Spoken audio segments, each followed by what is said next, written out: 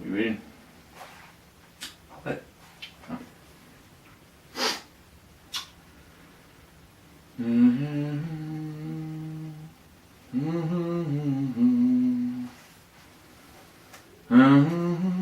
Can you stop it? You doing it again? Doing what? Making noises. Oh, sorry.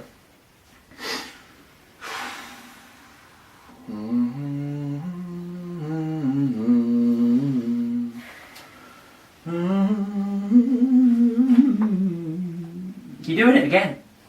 Sorry, I'm bored. I'm trying to read. Sorry, my fault.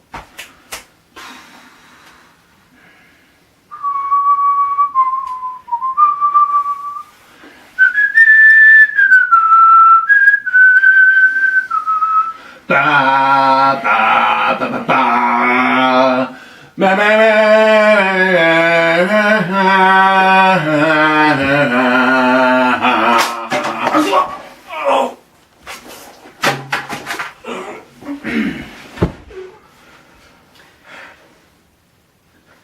They all die.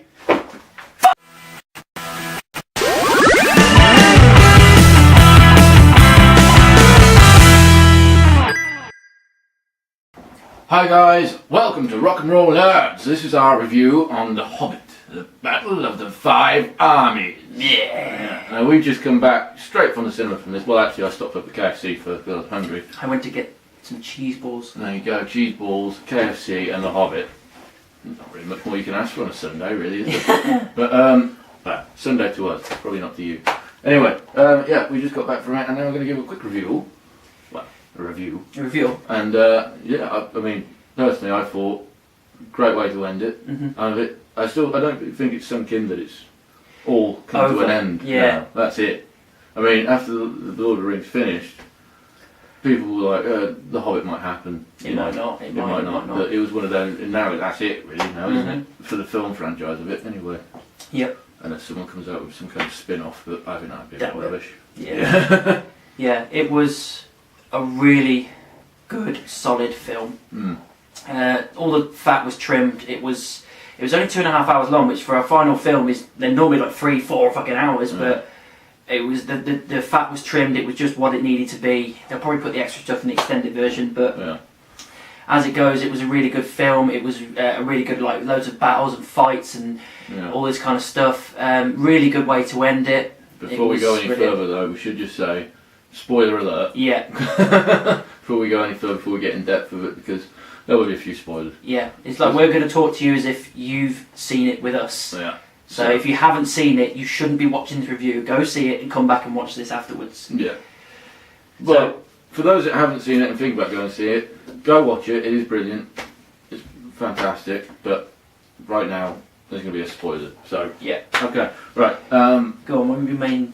Well, I like the fact that it basically just goes straight in as if it's just straight after the second one. I mean, obviously that sounds silly. Doesn't fuck fuck around. But it just goes straight in as if like we see Smaug go straight over the thing, and it's the town's getting ready to get burnt alive. Really. So there's no mucking about there. Just got straight into it. That was great. Yeah, it was weird because it felt like the beginning was like the end, wasn't it? Because it was like this big mighty fight and battle with the dragon. And obviously we've read the book already, so we knew what was going to happen anyway. We knew that the dragon doesn't last very long in this.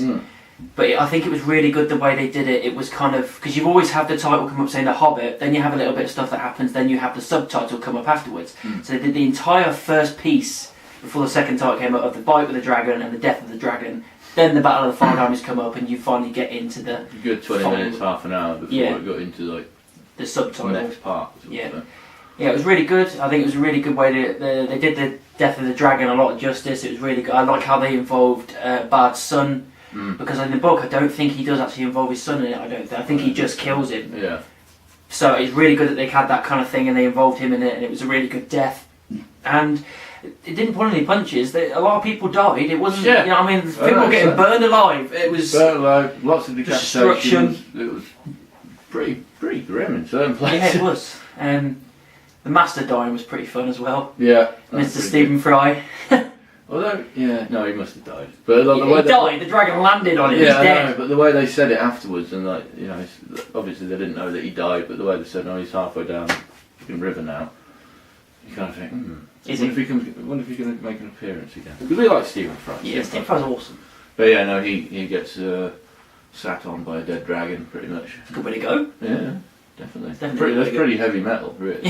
Yeah. You can't get more metal than that, can you? But yeah, I mean, as it carried on, it was kind of seeing the sickness of Thorin. It was the dragon sickness and the selfishness of gold and everything, and not keeping his word. He was really becoming like his grandfather, and you could see the deterioration of it. Because you got to think to yourself, beforehand he's quite an honourable man. You say, well, how is it going to get to the point where the dwarves and the elves are going up against each other and fight all these armies fighting against each other? There needs to be one of the valid reasons, and one of that is because Thorin's not sticking to his word and giving the town their money. He becomes a bit of a knob. Yeah, basically. he becomes a dick. But you can tell he's possessed with power, greed, and this dragon sickness that was meant to genuine into the stubbornness walls. as well. Yeah, and it's quite sad actually, that part, because you're seeing that his following want to stick with him, but they obviously know that he's not right and stuff, and you can tell that, like,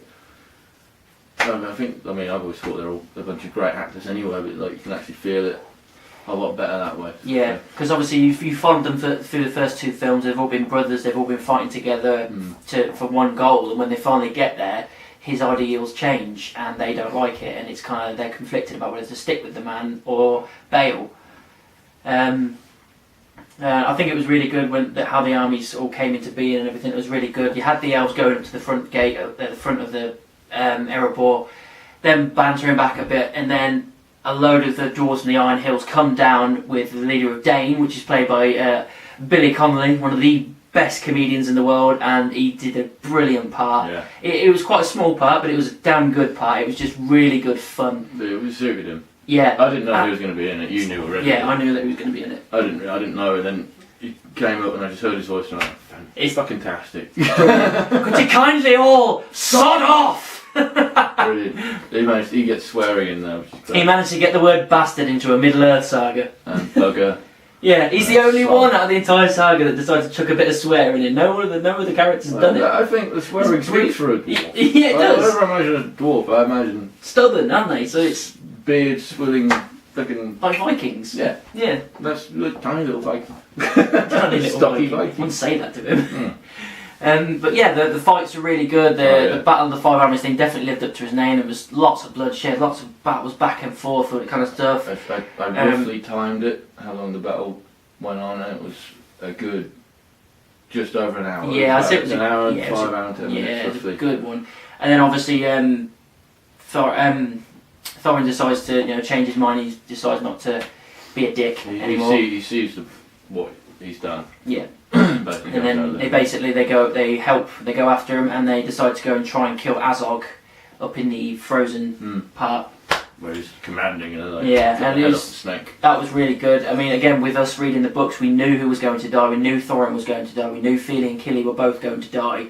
And I think the way they did it was really good, especially with Kili as well, because obviously originally the female elf, is it Tariel, that's it. Tariel, she's originally not in the book. She was made up a character for the films, and their love and everything was really good. So I think the way they did it together and put that together, I thought was really good. I thought they were going to kill her. Yeah, I thought she was going to die with him, but obviously not. I thought they might change it, that she was going to die and he'd live, and then him and Legolas will sort of like buddy up, sort of shake hands and that'd be it, sort of thing, But yeah, I mean, Legolas played a good hand as well. Again, not in the books, but I think they put him in and enough for the final fight, but not enough to actually change the course of the book, like change the way the story goes. He was helping out and everything, but he wasn't part of the main part. But with Thorin and everything, he was just helping as and when he could, kind of thing, which was a good thing to do. Some pretty kick-ass fight moves again. Yeah, and this time, for the first time ever, Legolas run out of arrows. He did. He ran out of arrows, because every single time you see him in a film, you think, he's never going to run out, because of course he's not, he's the main character. And he does, he runs out of arrows. It's fucking awesome. It's brilliant. I was like, oh fuck, it does happen. What's he going to do? Because the only other film where a person has ran out of arrows during a massive fight was during the Avengers and Hawkeye ran out. Because I thought, again, it's the same thing. You think, he's not going to run out, is he? He's a character, he's important. Oh, he did run out. Brilliant. Yeah. But yeah, that was really good. The fight scenes with Azog and were really, really good as well. Really intense the way they did it. Yeah, because you could tell they hated each other. They really hated each other. Yeah. I like the fact that instead of having his little tweedy little hand, he had a big sword, a massive sword. Came from there as yeah, well. straight from the elbow down. It was awesome. Wow, that made me cringe a little bit. I think of that. I was like, fuck it. Just imagine that, it's a massive sword swinging around. That'd be awesome. But yeah, they did a lot of justice with this film. The death scene once he killed Azog, because Azog stabbed him, and then obviously he stabbed him straight away afterwards and plunged him straight through to the ice, and that was it. He died there. And then a few minutes later, Thorin was on the side and everything. You got a little moment with him and Bilbo, which is really nice, because in the book that doesn't happen, because Bilbo did get knocked out in the film just like he does in the book, because in the book obviously he gets knocked out and then he wakes up and the war's over and these guys are dead. In this they carried it on and everything once he got knocked out, and in the book he's woken up and Thorin's already he's definitely dead and they're going to bury him, but with this he woke up just in time to have a couple of words with him before he passed away, which was good. It was really nice.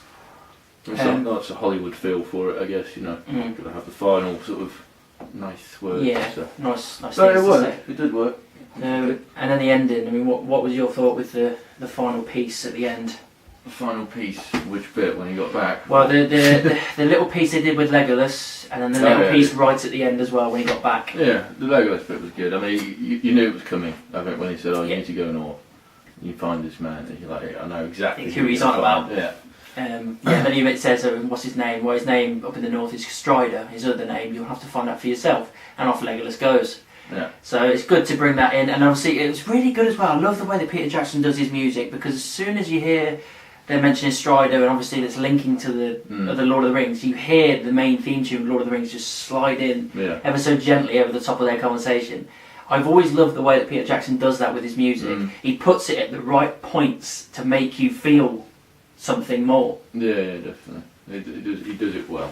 What was the next bit that I remember was obviously like the farewell that Bilbo did to the dwarves and stuff as he went, which was nice. Yeah, that was nice. It was really good. Again, Martin Freeman's a brilliant actor, and I think he owns the role of Bilbo really. Definitely. I think he's done a lot of justice with that character. And then the ending when he finally gets home with all his dwarven armour and his little chest, and people are pillaging his house, trying to take his stuff. And then he finally gets home, gets his ring out, and then it fades back into Ian Holmes' Bilbo, and it actually ends up being the bit where Gandalf knocks on the door in the Fellowship of the Ring, but on the other, it's basically showing us it from the other side of the door. And as soon as he walks off to open up the door, the camera pans down to the map of Erebor and the Lonely Mountain, and that's how it ends. And I thought it was a really good way to end it. It ties it in all really nicely and smoothly. It was really nice. Really well. You're going to have to go home and watch Lord of the Rings, I think. Yeah, I think so. Absolutely. No, all in all, I loved it. Yeah. I mean, I love them all. Again, it's just another great film. Yeah, it's an incredible saga.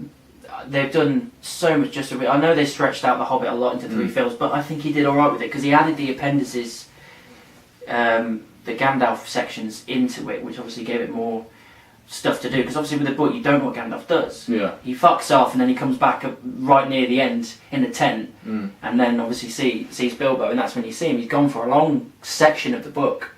So been able to see it and see the rise of Sauron and everything, and obviously Sauron's eye is fled off to the east, which is obviously, as you know, is where Mordor is. And I think that was really good as well. They've tied up a lot of loose ends to make it all coincide together, saying every time that kind of stuff happens, each section you're like, you know what's coming, you know where they're going to go, you know what it's going to become of, because you've seen the Lord of the Rings. Yeah.